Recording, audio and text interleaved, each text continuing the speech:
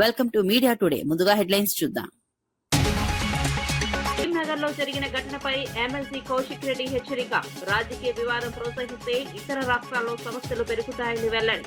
FIR లో బాధ్యులను A1 కేటగిరీగా చేర్చాల్సిన అవసరం ఉందని స్పష్టం.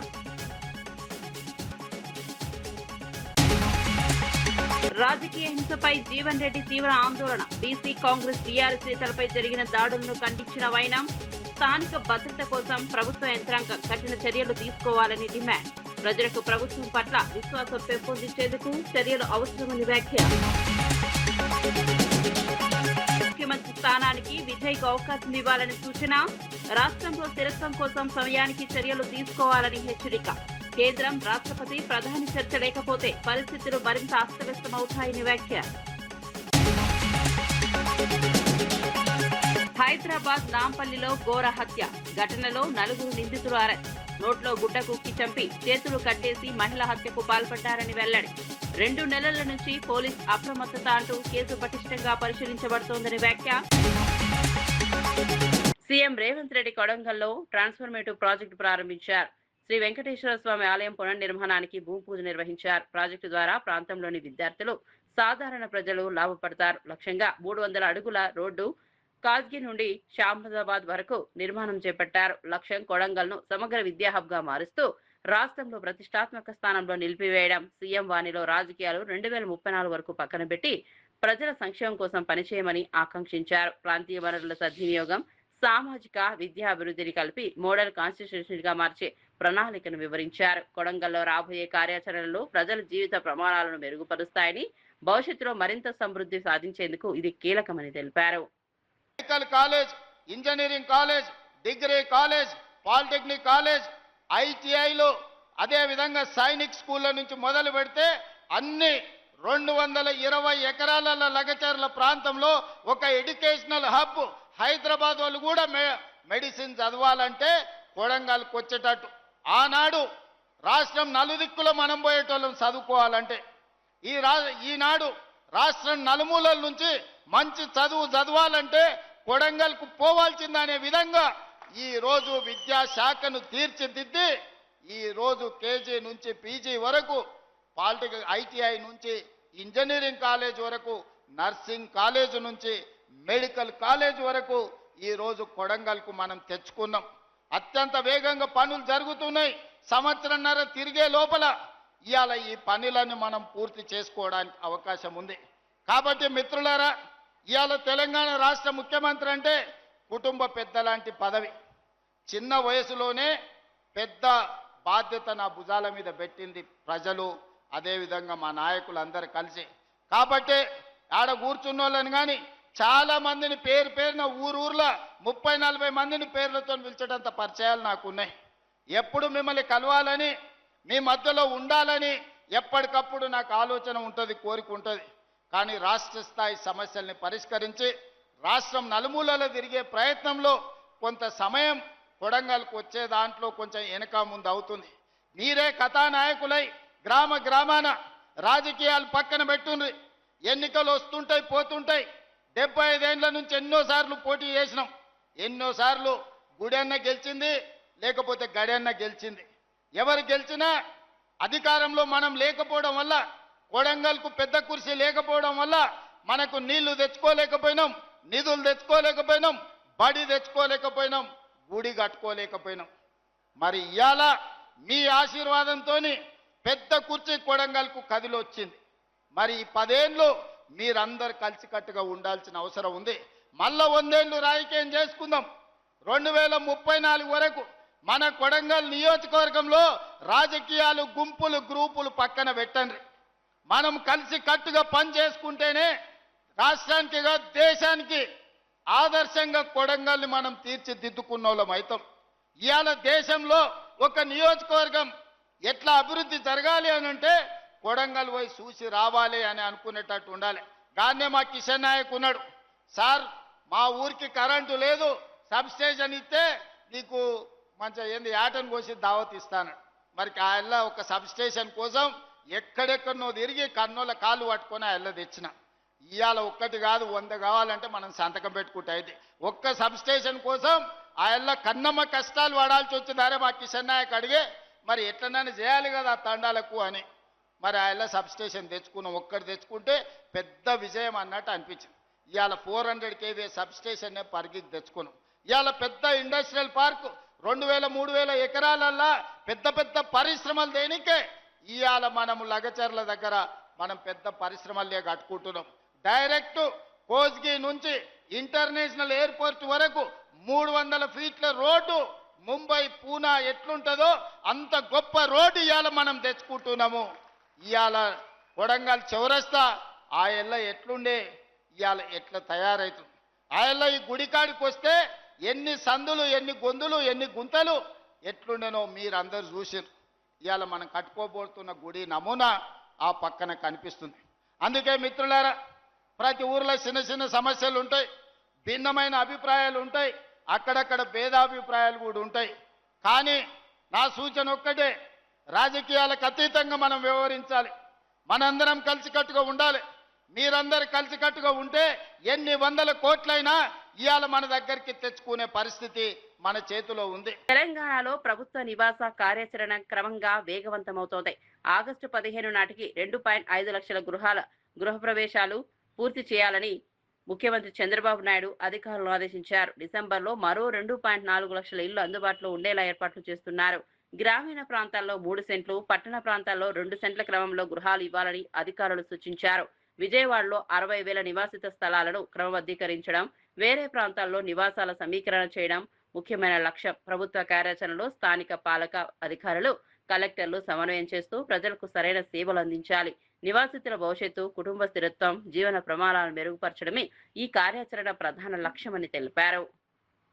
2 సెంట్లు బదులు 3 సెంట్లు కావాలంటే వాళ్ళు మోడిఫికేషన్ చేసి ఎగ్జిస్టింగ్ లేఅవుట్ లో అది కూడా ఇవ్వండి. ఈ 2 ఎక్సర్సైజ్లు అయిన తర్వాత బ్యాలెన్స్ బెనిఫిషరీస్, బ్యాలెన్స్ ఎవరైతే ఉన్నారో రిమైనింగ్ బెనిఫిషరీస్, కొంతమందికి అక్కడ ఉండడానికి కూడా విల్లింగ్ లేదు, కొంతమంది కొత్త వాళ్ళు ఉన్నారు. వీళ్ళని ఒకసారి ఎస్టిమేట్ చేయండి. ఎస్టిమేట్ చేసి ఇప్పటికీ ఏదైతే ఉందో ల్యాండ్ ఎక్కడెక్కడ మీకు పాసిబిలిటీ ఉందో డిస్ప్యూట్ లేకుండా ఇమ్మీడియట్ అక్విజిషన్ చేసి హౌస్ సైట్స్ ఇచ్చేసి ఈ హౌస్ సైట్స్ కూడా ఇండ్లు కట్టాలి. టోటల్ 10 లక్షల ఇండ్లు కట్టాలి. మీకు వచ్చేది 2 లక్షల ఇంటి జాగాలు ఇవ్వాలి. ఇవన్నీ కూడా ఉండేటన్ని అడ్జస్ట్ చేసిన తర్వాత ఎలిజిబుల్ అటు ఇటు 10,000 20,000 ఉన్నా మీరు కన్సిడరేషన్ తీసుకుంటారు. స్టాచ్యురేషన్ బోర్డుకి వెళ్తున్నాం, 100% ఇస్తున్నాం. 2 రెగ్యులరైజేషన్, ఎక్కడెక్కడ మీరు మరీ తీవ్రంగా ఉండేటి తప్ప 100% ఇవన్నీ కూడా రెగ్యులరైజ్ చేయాల్సిన అవసరం ఉంది. నేను నిన్న మొన్న కూడా రివ్యూ చేశాం. సిసిఎల్ఏ అండ్ చీఫ్ సెక్రటరీ గారికి చెప్తున్నా, 60,000 మందికి పట్టాలు ఒక్క విజయవాడలో ఇచ్చే అవకాశాలున్నాయి. ఇదే మరిగా విశాఖపట్నంలో ఒక 20-30-40 వేలకు అక్కడ కూడా ఇచ్చే అవకాశం ఉంది. ఒక 10,000-15,000 ఇలాంటి చాలా గ్రామాలు, ఈవెన్ గుంటూరు 22 ఏకర్ చాలా ల్యాండ్స్ ఉన్నాయి. ఇవన్నీ కూడా మీరు తీసుకొని నాకు అవన్నీ కూడా క్లియర్ చేసి 100% రెగ్యులరైజ్ చేయడం మన బాధ్యత. ఏదైనా అవసరమైతే మొన్న మనం చేశాం, కొన్ని కేబినెట్ తీసుకొచ్చాం నెల్లూరులో. Same model you bring it, will accept it, will allot immediately. Collectors కూడా చొరవ తీసుకొని మీ జిల్లాలో లిటిగేషన్ ఫ్రీ కావాలంటే మీరు ఇవన్నీ చేయాలి. లేదు వాళ్ళు మీ ఆఫీస్ తెప్పించుకోవాలంటే శాశ్వతం తిరుగుతూనే ఉంటారు. లిటిగేషన్ లేకపోతే ఇన్ని పిటిషన్ రావు మనకు. కాబట్టి ఇది క్లారిటీ మళ్లీ చెప్తున్నా. 1 ఈజ్ 4,88,000 ఆన్ గోయింగ్ హౌసింగ్, 2.5 లక్షలు ఆగస్ట్ 15. 2 మిగిలిన 2,33,000 38,000 వస్తుంది. 4,88,000 అంటే అది బై డిసెంబర్. రిమైనింగ్ 10 లక్షల ఇండ్లు 2 ఇయర్స్. 2 ఇయర్స్ అంటే ఇప్పటి నుంచి నెక్స్ట్ ఇయర్ 2028 డిసెంబర్ మీరు ప్లాన్ చేసుకోండి. దీనికి కావాల్సిన హౌస్ సైట్స్. మంగళవారం కరీంనగర్ లో జరిగిన ఘటనలో బండి సంజయ్ ప్రవర్తనకు ఎమ్మెల్సీ పాడి కౌశిక్ రెడ్డి తీవ్రంగా స్పందించారు. ఇతర దేశాల్లో ఇలాంటి భాష వినిపిస్తే తగిన చర్యలు తీసుకోవాల్సిన పరిస్థితి ఏర్పడుతుందని, బండి సంజయ్ రాజకీయ వివాదాన్ని ప్రోత్సహిస్తే స్థానికంగా మాత్రమే కాకుండా ఇతర రాష్ట్రాల్లో కూడా సమస్యలు పెరుగుతాయని చెప్పారు. పోలీస్ శాఖకు సంబంధిత అన్ని ఆధారాలను అందజేసి ఎఫ్ఐఆర్లో బాధ్యుల పేర్లను A1 కేటగిరీగా చేర్చాల్సిన అవసరం ఉందని స్పష్టంగా పేర్కొన్నారు. ఈ ఘటన ప్రజాస్వామ్యానికి, రాష్ట్రంలో శాంతి భద్రతకు సవాల్ వేస్తోందని ఎమ్మెల్సీ అన్నారు. రాజకీయ నాయకుల మీద, వారి ఇండ్ల మీద, వారి ఆఫీసుల మీద దాడులు, కేసులు పెట్టడం. ఇవాళ నేషనల్ క్రైమ్ రికార్డ్స్ బ్యూరో తీసుకుంటే 10 సంవత్సరంలో అంతకుముందున్న పాలనలో ఏ విధంగా ప్రతి సంవత్సరం నేరాలు తగ్గడం జరిగితే ఈ 2.5 సంవత్సరంలో ప్రతి అంశంలో కూడా కేసులు గాని, హత్యలు గాని, దోపిడీలు గాని, దొమ్మిళ్లు గాని, దాడులు గాని, ఇవన్నీ ప్రతీకార దాడులు కూడా పెరిగిపోయింది 2.5 సంవత్సరాల్లో. పర్టికులర్ గా ఇప్పుడే డీజీపీ గారికి అన్ని విషయాలతో ఒక రిప్రజెంటేషన్ ఇచ్చినాం. గత వారం రోజుల్లో కరీంనగర్ జిల్లాలో, కరీంనగర్ హెడ్ క్వార్టర్స్ లో జరుగుతున్న శాంతి భద్రతల పరిస్థితి ఏ విధంగా కూడా చెప్పినాం.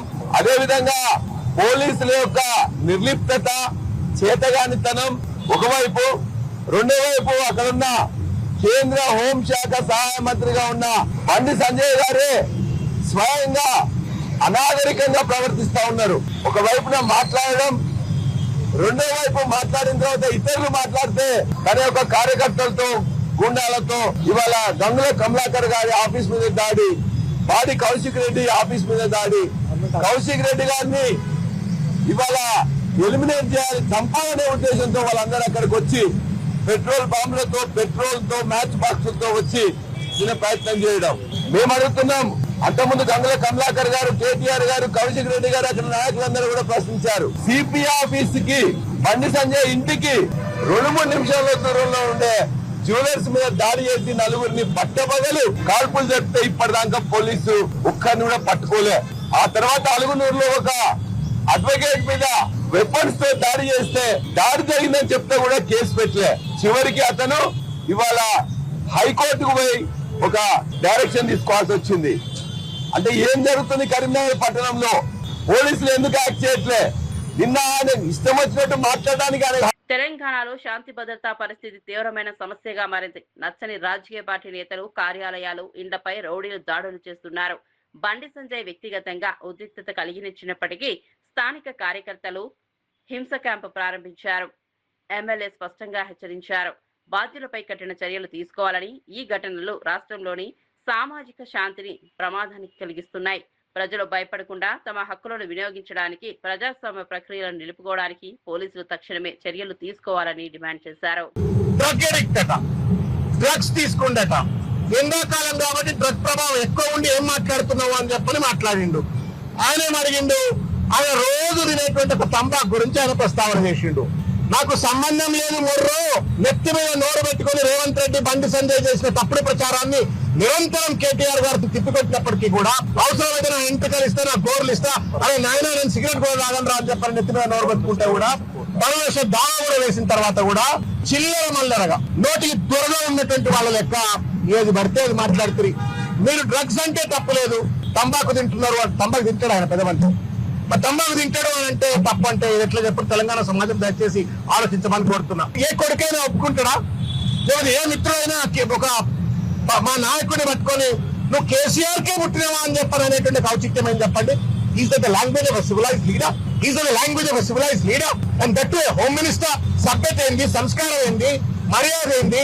ఎవరిని తిడుతున్నావా నువ్వు? ఆ తల్లిని తిడుతున్నావు. బుద్ధి జ్ఞానం ఉందా మీకేమన్నా?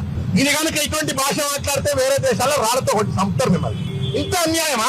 తల్లులను వదిలిపెట్టారు, భార్యలను వదిలిపెట్టారు, పిల్లలను వదిలిపెట్టారు, ఎవరు పడితే వాడు ఇష్టం వచ్చినట్టు మాట్లాడతారా? రాజకీయాల కోసం సభ్యత లేదా, సంస్కారం లేదా, ఒక మర్యాదల లిమిట్స్ లేవా? ఏదైతే మాట్లాడతారా? టీవీలలో చూపెడతారని, ప్లేట్ బ్రేకింగ్ వస్తాయని, పేపర్లలో ఫ్రంట్ పేజ్ న్యూస్ వస్తాయని. ఇదేనా రాజకీయం అంటే? అమ్మలను తిట్టడము, తమ్ముళ్ళని తిట్టడము, కొడుకులను తిట్టడము, పిల్లలను తిట్టడము, లేనిపోని అలవాట్లను అంటగట్టి తప్పుడు ప్రచారాలు చేయడమే రాజకీయమా? మా సంజయ్ గారు చెప్పింది, నేను ప్రెస్ మీట్ చూసిన. నేను దమ్ముంటే విద్య మీద చర్చ చేయి. ఇవాళ తెలంగాణలో దిగజారుతున్నట్టు ఒక విద్య మీద చర్చ చేయి. తెలంగాణ విద్యా వ్యవస్థలో జరుగుతున్నటువంటి ఒక కాంట్రాక్ట్ కుంభకోణాల మీద చర్చ చేయి. ఇవాళ నివారణకు గురవుతున్నటువంటి ఒక పేద వాళ్ళ యొక్క ఆరోగ్య పరిస్థితుల పైన చర్చ చేయి, హాస్పిటల్ వ్యవస్థ పైన చర్చ చేయి, నిరుద్యోగుల పైన చర్చ చేయి, కేంద్ర నిధుల పైన చర్చ చేయి. ఇవన్నీ పక్కకు పెట్టి పట్ల మొక్కల కొనుగోళ్ల పైన చర్చలు చేయమంటే డ్రగ్స్ తీసుకుంటావు, అమ్మ గుట్టినవా అయ్య గుట్టినవా అంటావు. ఏం భాష ఇది? తెలంగాణ రాజకీయాల్లో కేటీఆర్ వ్యాఖ్యల తర్వాత ఘర్షణ ఏర్పడింది. వరంగల్లో బీఆర్ఎస్ పబ్లిక్ సమావేశంలో మాజీ మంత్రి కేటీఆర్ చేసిన వ్యాఖ్యలపై కాంగ్రెస్ నేతలు తీవ్రంగా స్పందించారు. ప్రభుత్వ విభాగాలన్నీ వ్యవహరించినట్లు రైతు రుణమాఫీ 20,000 కోట్లకు పైగా అమలైందని, కేటీఆర్ అబద్ధాలుగా ప్రజలను కలతలో పడేశారని ఆవేదన వ్యక్తం చేశారు. కాంగ్రెస్ నేతలు కేటీఆర్ కు ప్రతిఘటనగా రాష్ట్రంలోని ఏ గ్రామంలోనైనా వెళ్లి నిజమైన రుణమాఫీ అమలును పరిశీలించమని సవాల్ విసిరారు. ప్రభుత్వ పనితీరును పోల్చాలని, ప్రజలకు న్యాయం జరిగిందో లేదో చూపించాలని చెప్పారు. 2014 నుంచి 18 కానీ 2018-23 మధ్యలో కానీ మీరు రైతులకు 2014 లక్షల రూపాయల రైతు రుణమాఫీ చేస్తామని చెప్పి రైతులను మోసం చేసింది మీరు. 2018లో మళ్ళీ 1 లక్ష రూపాయల రైతులకు రుణమాఫీ చేస్తామని చెప్పి ఏకకాలంలో చేస్తామని చెప్పి ప్రభుత్వానికి వచ్చిన తర్వాత అసలు రైతులకు 1 లక్ష రూపాయలు కాదు కదా, కనీసం ఒక్క విడతల కూడా మీరు రైతు రుణమాఫీ చేయకుండా మోసం చేసింది మీరు. మొట్టమొదటిసారిగా రుణాన్ని మాఫీ చేయొచ్చు అని చెప్పి ఆలోచన చేసింది కాంగ్రెస్ పార్టీ.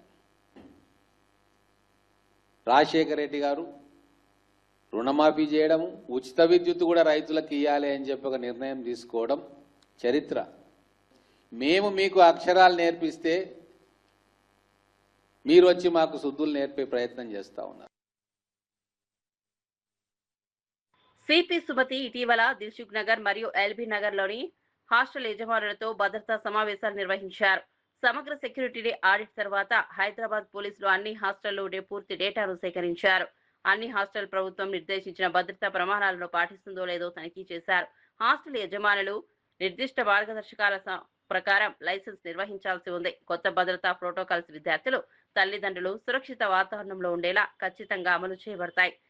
హాస్టల్ భద్రతా నియమాలు, ఫైర్ ఎగ్జిట్, సీసీటీవీ, రాత్రి భద్రతా గార్డులు వంటి అంశాలపై హాస్టల్ యజమానులు ఖచ్చితమైన ప్రణాళికలు రూపొందించాలని తెలిపారు. వీళ్ళు లోపలికి వచ్చినప్పుడు బయటికి పోయినప్పుడు 24 గంటలు సెక్యూరిటీ ఉండదు, కానీ ఏ రకంగా కెమెరాస్లో కనీసం వీళ్ళు క్యాప్చర్ అవుతున్నారా లేదా, వాళ్ళ దగ్గర నుంచి ఏం రికార్డు తీసుకున్నారు, రేపొద్దున లోకల్ పోలీస్కి ఏమైనా బ్యాడ్ ఇమేజ్లోనో ఇంకోటో కేసులోనో లేదంటే ఇంకో రకంగానో దొరికితే, లేదంటే పిల్లలే ఏ రకమైన క్రైమ్కి లోన్ అవుతే వాళ్ళ పేరెంట్స్కి ఇంటిమేషన్ ఎట్లా చేయాలి, దానికి సంబంధించిన రికార్డ్ ఏమైనా ఉందా, ఈ రకంగా. తర్వాత ఈ పర్టికులర్ హాస్టల్ సెక్టర్ ఏ సెక్టర్లో వస్తుంది, ఏ బ్లూ కోట్స్ ఆఫీసర్ దీనికి ఇన్ఛార్జు, ఏ పెట్రోల్ ఆఫీసర్ ఈ ఏరియాకి ఇన్ఛార్జు, ఈ రకంగా security audit of each hostel చేయబడింది. సో ఇట్లా చేయడం వల్ల మా దగ్గర బ్యూటిఫుల్ డేటాబేస్ ఉంది ఇప్పుడు. అంటే ఎవరు వచ్చినా పోయినా పోలీస్కి ఈ ప్రాంతంలో ఈ 30,000 మంది యొక్క కంప్లీట్ చిరునామా పోలీస్ దగ్గరికి మేము తీసుకొని రాగలిగిన. That is the first step towards safety. ఈ తర్వాత నెక్స్ట్ ఏమిటి, నెక్స్ట్ మేము డైరెక్ట్గా వచ్చి కొట్టడం ఉండదు, తిట్టడం ఉండదు, ఏం చేయము. Now we will use on this data technology వాడి మేము ఖచ్చితంగా అదే పర్టికులర్ పర్సన్ ఎన్నిసార్లు ఈ ఏరియాలో ఆఫ్టర్ ఎ సర్టన్ టైం, అంటే ఎస్టాబ్లిష్మెంట్స్ క్లోజర్కి ఒక టైం ఉంది, 1 o'clock తర్వాత వీళ్ళకి ఏం పని ఉంది, if they are not working వాళ్ళు అక్కడ తిరగాల్సిన అవసరం లేదు. నాట్ దట్ 100 మందిని మేము పట్టుకోలేము, బట్ ఖచ్చితంగా టెక్నాలజీతో రిపీటెడ్గా వచ్చే వాళ్ళని మాత్రం ఖచ్చితంగా లోకల్ పోలీస్ అప్రిహెండ్ చేయడం చేసి కౌన్సిల్ చేస్తారు కొన్ని రోజులు. ఇప్పుడు street prostitution is not our issue. First thing is ఆ రోజు నేను నైట్ చూస్తే ప్రతి వెహికల్ మీద ట్రిపుల్స్ ఆర్ 4 పీపుల్, అందరూ 15 ఏళ్ళ నుంచి 18 ఏళ్ళ వాళ్ళు, లేదంటే మధ్య వయస్కులు కూడా చాలా మంది ఉన్నారు. సో దీన్ని మనం కొంతవరకు రెస్ట్రిక్ట్ చేయడానికి మాకు ఈ సెక్యూరిటీ ఆడిట్ చేయడం వల్ల లోకల్ పోలీస్కి కొంత ఛాన్స్ ఉంటుందని అనుకున్నాము. కాకపోతే మేము ఒక్కరమే చేయలేము కాబట్టి డిఫరెంట్ స్టేక్ హోల్డర్స్ దీంట్లో ఉండాలి. కాబట్టి ఇప్పుడు ఈగల్ వాళ్ళు మేము ఈ ఏరియా ఒక హాట్స్పాట్గా గుర్తించాం కాబట్టి ఖచ్చితంగా టెస్ట్ చేస్తారు. They are going to come into this area. ర్యాండమ్గా ఎప్పుడైనా వచ్చి ఎవరినైనా పట్టుకుంటే వాళ్ళు ఏమన్నా కన్జ్యూమ్ చేశారా అన్న టెస్ట్ కిట్స్ వాళ్ళ దగ్గర ఉంటాయి. So they are going to do that test. Not that మీకు కనపడాలని లేదు, చాలా అన్అబ్ట్రూజివ్గా. ఆ రోజు నేను వచ్చింది ఎవరికి తెలీదు, అదేదో 4 రోజుల తర్వాత ఎవరో ఎక్కడి నుంచో తీసి ఇట్లా. ప్రజాశాంతి పార్టీ అధ్యక్షుడు డాక్టర్ కేఏ పాల్ అమెరికా పర్యటనలో తమిళనాడు రాజకీయాలపై కీలక వ్యాఖ్యలు చేశారు. ముఖ్యమంత్రి స్థానానికి విజయన్ అవకాశం ఇవ్వాలని, గవర్నర్ అందుబాటులో లేకపోతే భారత రాష్ట్రపతి, ప్రధాని మరియు కేంద్ర హోంమంత్రి తక్షణమే స్పందించాలని డిమాండ్ చేశారు. రాష్ట్రంలో రాజకీయ స్థిరత్వం కోసం సమయానికి చర్యలు తీసుకోవాలని, రాష్ట్రపతి నియమితులు రాజ్యాంగపరంగా వ్యవహరించకపోతే భవిష్యత్తులో పరిస్థితులు మరింత అస్తవ్యస్తం అవుతాయని తెలిపారు. డాక్టర్ పాల్ వ్యాఖ్యలు ఆంధ్రప్రదేశ్, తెలంగాణ, తమిళనాడు రాజకీయాలపై ప్రభావం చూపవచ్చని విశ్లేషకులు సూచిస్తున్నారు. Churches being destroyed, mosques being destroyed, shops being destroyed, and hundreds of millions around the world are watching. I am in America. I've asked my good friends today, President Trump and Speaker Johnson, to let me go to India. But because we are in the final stage of Iran peace deal to save the whole world, I'm unable to come. Actor Vijay, God is with you, I am with you, truth is with you, country is with you, people are with you. I know justice will be done. There are enough seats. You won 108 and you have 12 more almost. You will be the next chief minister. We are watching this. God bless you. అర్థమైందా? తెలుగు మిత్రులారా అందరూ ప్రార్థించండి. మహారాష్ట్రలో, ఇతర రాష్ట్రాల్లో గవర్నర్లు ఇంతకంటే తక్కువ వచ్చిన వారికి ఎంత అవకాశం ఇచ్చి గవర్నమెంట్ ఫార్మ్ చేయబడినప్పుడు మరి యాక్టర్ విజయ్కి ఈ తమిళనాడు గవర్నర్ ఎందుకు ఇంత డ్రామా ఆడుతున్నాడని అందరూ చర్చిస్తున్నారు. నేను అమెరికాలో ఉన్నా. ఆంధ్రప్రదేశ్ ఆరోగ్య శాఖ మంత్రి సత్యకుమార్ యాదవ్ తిరుపతి తాతయ్యగుంట గంగమ్మకు దర్శనమిచ్చారు. జాతర ఉత్సవాల్లో భాగంగా అమ్మవారికి సారె సమర్పించి రాష్ట్ర ప్రజల సంక్షేమం కోసం ప్రత్యేక పూజలు నిర్వహించారు. ఈ కార్యక్రమంలో స్థానిక భక్తులు, ప్రజలు పెద్ద ఎత్తున పాల్గొన్నారు. మంత్రి సత్యకుమార్ యాదవ్ భక్తులకు తన కృతజ్ఞతలు తెలిపారు. రాష్ట్రంలోని ప్రజల సంక్షేమం కోసం ప్రభుత్వ విధానాలు కొనసాగుతాయని, సమాజంలో సమానత్వం, పౌరుల సంక్షేమం కోసం చర్యలు తీసుకుంటామని అన్నారు. ఈ కార్యక్రమం ఆధ్యాత్మిక వాతావరణాన్ని పెంచుతూ ప్రజల్లో భక్తి, సంప్రదాయ భావాన్ని పెంచింది. భక్తులు ఈ ఉత్సవంలో పాల్గొని దేవతకు నిత్య సర్వ పూజలు చేశారు.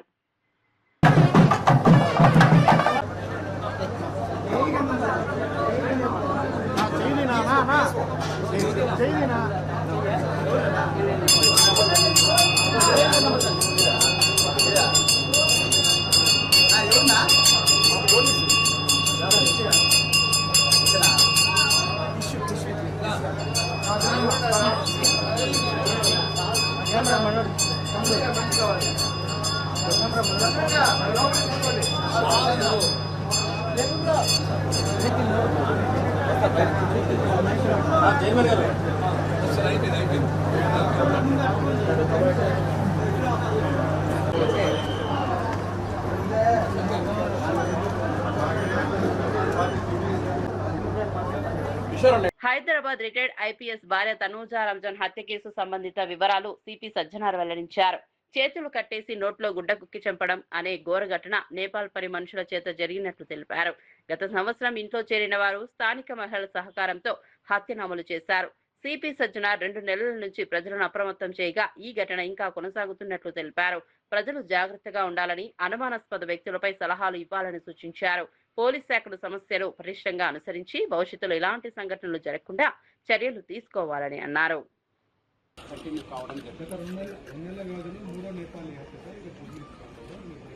అందుకు నేను ప్రజలందరూ కూడా మనం ఇంటికి వెళ్ళి ప్రచారం చేయడం జరుగుతుంది. నేపాలీస్ పట్ల మీరు అందరూ కూడా అప్రమత్తం ఉండాలి. ఎందుకంటే ఇంత పోలీస్ చెప్పిన తర్వాత కూడా మళ్ళీ మీ ఇంట్లో పెట్టుకున్నారు. వాళ్ళు ఎవరు ఏమన్నా చూడరు, వాళ్ళు అవకాశం కోసం చూస్తుంటారు. తెలంగాణలో బీసీ సంఘాలు ప్రధాని నరేంద్ర మోదీ పర్యటనకు ముందే తమ ఆందోళన వ్యక్తం చేశాయి. జాజుల శ్రీనివాస్ గౌడ్ నేతృత్వంలో బీసీ ఐకాసా, బీసీ సంక్షేమ సంఘాలు ప్రధానికి 10 ముఖ్యమైన ప్రశ్నలు అందజేశారు. జాతీయ కులగణన, 42%, బీసీ విద్య, ఉద్యోగ రిజర్వేషన్లు, మహిళా బిల్లులో సబ్ కోటా, 50% పరిమితి రద్దు, ప్రత్యేక బీసీ మంత్రిత్వ శాఖ ఏర్పాటు వంటి సమస్యలపై కేంద్రం నిర్లక్ష్యం చూస్తోన్నదని వారు నిర్ధారించారు. జాజుల శ్రీనివాస్ గౌడ్ తెలిపినట్టుగా ప్రధాని ఈ ప్రశ్నలకు సమాధానం ఇచ్చిన తరువాతే తెలంగాణలో అడుగు పెట్టాలని, లేకపోతే ఈ నెల 10న రాష్ట్ర వ్యాప్తంగా నల్ల జెండాలతో నిరసన ర్యాలీలు చేపడతామని హెచ్చరించారు. వి హనుమంతరావు ఆమరణ నిరాహార దీక్షకు బీసీ సంఘాలు పూర్తి మద్దతు ప్రకటించాయి. రాష్ట్రంలోని అన్ని ప్రధాన బీసీ సంఘాలు, జేఏసీ, మహిళా మరియు విద్యార్థి సంఘాలు ఈ ఉద్యమానికి యథాశక్తి తోడ్పాటు చేస్తాయని తెలిపారు. ఆ రోజులలో క్యాస్ట్ సెన్సస్ చేస్తామని చెప్పడం జరిగింది. కేబినెట్ లో కూడా నిర్ణయం జరిగింది. ఆ తర్వాత చెప్పాలంటే నేను ఓబీసీ ఎంపీస్ కన్వీనర్ గా గత 11 ఏళ్ళు ఫైట్ చేశా. కానీ ఐఐటి ఐఐఎం లో రిజర్వేషన్ కావాలని కోరినప్పుడు సుప్రీంకోర్టు పోయి కొందరు వ్యతిరేకం చేస్తే మాకు రిజర్వేషన్ రాకుండా ఎవరైతే అగ్రకులాల ఆలోచనతోటి మాకు నష్టం జరిగింది. అప్పుడు నేను సోనియా గాంధీ దగ్గర పోయిన, madam talent is not anybody's property ma'am, God has given to everybody but we should give opportunity. We are coming from Telugu, Malayalam, Tamil, all language. Talent మా దగ్గర ఉందంటే ఏం చేయాలన్నది మేడం. ఒకటే, ఇవాళ దేశ ప్రధానమంత్రి డాక్టర్ మన్మోహన్ సింగ్ గారు ఉన్నారు, వారికి చెప్పండి బిల్లు పెట్టమనండి అంటే బిల్లు పెట్టించడం జరిగింది. ఎక్కువ సంఖ్యలో ఇప్పటికే 60% ఉన్నటువంటి జనాభా ఇక్కడనే కాదు యావత్ భారతదేశంలో బీసీల సంఖ్య అత్యధిక ఉంది. దాని తర్వాత ఎస్సీ ఎస్టీ మైనార్టీలు కూడా ఉన్నారు కనుక వాళ్ళందరూ కూడా ఎంపీలు మాకు మద్దతు ఇవ్వడం వల్ల ఇవాళ 80 కోట్ల మంది బీసీ జనాభా గల వాళ్ళు ఇన్ని సంవత్సరాలకు ఒక బీసీ అంతకుముందు ఉన్నా కానీ ఒక బీసీ ప్రధానమంత్రి బీసీలకు ఏదో చేస్తా అనేటువంటి నెపంతో వస్తున్నాడు. మనం అందరం కూడా వేయాలని చెప్పి పార్టీలకు అతీతంగా ఇలా ఆయనకు ఓట్లేసి హైయెస్ట్ మెజార్టీతో గెలిపించుకున్నారంటే ఈ దేశానికి ఒక బీసీ ప్రధానమంత్రిగా డిక్లేర్ చేసినందుకు మాత్రమే. అది కూడా ఆ పార్టీ కూడా తెలుసు. కానీ పార్టీకి ప్రధానమంత్రి అయ్యి పార్టీకి లాభం అయింది కానీ ప్రజలకి ఏం లాభం కాలే. బీసీ ప్రజలకు ఏం కాలేదు, తెలంగాణకు అసలు కాలేదు, బీసీ ప్రజలకు అసలు కాలేదు. ఒక మంత్రిత్వ శాఖ ఇవ్వమంటే ఇవ్వలేదు. బీసీల మంత్రిత్వ శాఖ 80 లక్షల కోట్ల బడ్జెట్లో 2000 కోట్ల. ఎంత సిగ్గు అంటే అది చెప్పుకోవడానికి. ఒక బీసీ ప్రధానమంత్రి చేతిలో ఉంది, ఎవడు ఆబ్జెక్షన్ చెప్పరు. ఒక బడ్జెట్ కేటాయింపు లేదు, విద్యా ఉద్యోగాల అవకాశం లేదు, నామినేటెడ్ పోస్టుల అవకాశం లేదు. చివరకు ₹1 ఖర్చు కానటువంటిది ఒక కాలం 34వ కాలం పెట్టి బీసీ కుటుంబాల సంఖ్య ఎంత అని పెడితే చాలంతే. ప్రకటించి పెట్టలేదంటే బీసీలను నట్టేట ముంచినట్లే, మోసం చేసినట్లే. ఏం చెప్పినా ఎవరు నమ్మరు. ఎన్నో సంవత్సరాల తర్వాత మేము ఏదో వేస్తామన్నారు కదా, జనాభా లెక్కలు అడ్డం వచ్చినాయి. ఇవాళ ఏ రాష్ట్రంలో కూడా ప్రతి రాష్ట్రంలో రిజర్వేషన్ ఇస్తే హైకోర్టులు కొట్టేస్తా ఉన్నాయి, సుప్రీంకోర్టులు కొట్టేస్తా ఉన్నాయి. ఎందుకంటే మీ జనాభా ఎంత ఉందో సెన్సెస్లో లేదు, ఎట్లా ఇస్తావు ఇంత పర్సెంటేజ్ అని. మరి ఇది తెలిసినా కూడా రాష్ట్రాలకు మీరు అధికారాలు ఇవ్వరు, మీ చేతిలో పెట్టుకుంటారు. మరి అవకాశాన్ని ముందు మరిన్ని అప్డేట్స్ కోసం చూస్తూనే ఉండండి.